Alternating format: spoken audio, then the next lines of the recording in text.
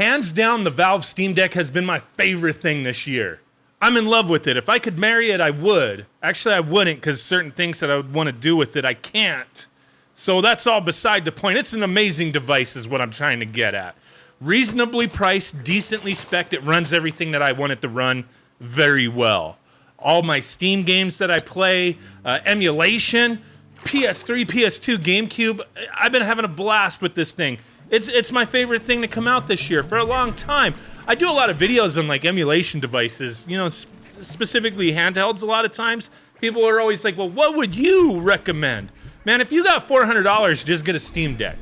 Don't be paying no $200 for an Android-based handheld. Unless you want. This thing's big. It's not little. It's not going to fit in your pocket unless you got some big-ass cargo pants or something. I don't know. But, yeah, if you're just looking for something that is kind of can do everything, like, decently well, the Steam Deck works. But today we got a little bit of news I wanted to discuss, including I'm thinking pre-orders are going to be disappearing. Like, all signs are pointing to that there's not going to be pre-orders anymore, and that's a good thing. It's a good thing. Don't get it twisted. But one thing I wanted to quickly talk about is D-Brand's $1 million mistake. Now, I have D-Brand products. I have D-Brand skin on my Switch OLED. I have a D-Brand skin. Oh, man, look at all them fingerprints, man. I got a D-Brand skin on my Steam Deck, and actually now that I think about it, I have a screen protector from D-Brand on here, and it fits so, like, perfect, it's not even noticeable.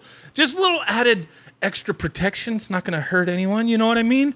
But what they're talking about here is this Project Kill Switch, and I'm not, like, a D-Brand hater, obviously. I've bought in a lot of their products, but this is one that I was recently reminded of because I was looking for a case, like a protective case for the Steam Deck, but not necessarily like, oh, I want extra grip or anything because I feel like it's fine. But what I wanted was like a little kickstand. And I found this one on Amazon for like $25. And it's just like a 4 selection, like you got 4 different selections as far as how you prop it up. Just, damn, now it's getting stuck. But you just kind of prop it up, select which hole you want to stick it in. Right, that's what she said. And then, you know, it stands up. Like, I wanted something like that just for certain uses. It's not the most elegant design, but it works. I don't know how long this thing's going to last, but for the $25 I spent, it was fine. It actually kind of feels nice in the hands. I'll put a link if you're interested in the one that I bought, but I was looking into them, and I was like, oh, yeah, the Project Kill Switch. I forgot about this thing. Is it available to order type of, you know, deal? And I saw this $1 million mistake, and I didn't realize that this unit, the way it used its kickstand thing was a magnet. So it looks like they sent out a bunch of like early review copies of this case stand thing to a bunch of publications and YouTubers and whatnot. And I'm not going to read this whole thing because it's freaking long. But to just kind of shrink it down, essentially it was all positive, except for the Verge editor had emailed them like, hey, you know, we got a problem here. This thing's fucking with my fan speeds. Like, I put it on, fan speeds get jacked up, take it off, it's fine. So D-Brand, you know, they're kind of cocky. I guess they're like, hey, ain't no freaking problem. What are you talking about? So I guess they had to do some investigations here, cracking open all their Steam Decks. They found that they have the fan, because there's 2 different fan revisions. They have the Huiying fan, which is unaffected by this magnet situation. And then if you have the Delta fan, that's what's affected by it. So the magnet just slows down the fan, which could affect performance. Me personally, I don't know. I mean, putting a magnet on the back of my Steam Deck, like I wouldn't do that because I don't know. Is it an irrational thing? But I always remember being like a kid and taking like a magnet or something, putting it on the tube TV and seeing how it gets all fucked up and whatnot. And I think just like after that, like, oh shit, maybe I shouldn't do that. Maybe I shouldn't put magnets next to electronics, right? It just kind of stuck with me. Like, I'm not gonna put a magnet on my PC, on my monitor, on my Steam Deck. I'm not gonna do it. Maybe you will, but I'm not. So, like, that, I wasn't interested, but then seeing this, like, okay, they're going to be sending out, corrected units, fixing it, whatever, pivoting from a magnetic mount to a mechanical interlock system. Magnets, I guess, kind of makes things a little seamless and nice, but yeah, if it's going to affect performance of your device, why take the chance, right? And some people, like, are you going to just deal with it and figure out if you have that fan, or are you going to bust your Steam Deck open and see which fan you got, right? So once the retooling's done, every single customer who purchased a magnetic switch, kill switch, getting a free replacement of both their case and the kickstand. They'll be shipped out in January, right? These replacements, they said the other thing was, like, some people did state, like, it was kind of a tight fit with the skin or something. So they said everything's going to be compatible. Don't trip, right?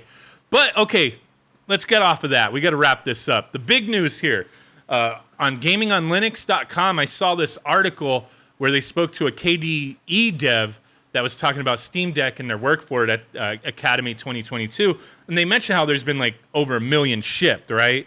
And how they're continually working on KDE Plasma desktop mode and, all that kind of stuff to, for improvements. There's a lot of, there's been a lot of, if you go through, like, all the updates and whatnot for the Steam Deck, there's been a ton. Seems like every couple days there's something just making things better. Sometimes just beta updates and whatnot. But there has been a lot of stuff. But with that 1 million shipped, I'm like, that's a lot, dude. And essentially a short period of time for, a company like this, right? And we saw this, a few weeks ago, the shipping update from Valve, how, everything kind of got better. This is due to increased production. They've beaten their estimates, and they've been sending out invites for the reservations, like, quick, man. And now it seems like if you reserve one, you're getting one almost immediately. Normally, they're sending out reservation emails on Monday and Thursday, right? And I noticed on the 30th, I tweeted this out, how I pre-ordered a 256 gigabyte model, and then 12 days later, I got my message, like, buy it. And I was like, what? That wasn't even 2 weeks, man. And now we're seeing people who are pre-ordering today, setting their reservation down today. Like this individual, I seen a few instances. I just pulled this one up. October 3rd at 7:25 a.m. Pacific, $5 down, and then boom, within a few hours, pay for it. That means if you pay for it now, within just a couple hours, of reserving it, you pay for it, you're going to have this thing in like a week. That one that this one right here, the 256, I paid for it on the 30th.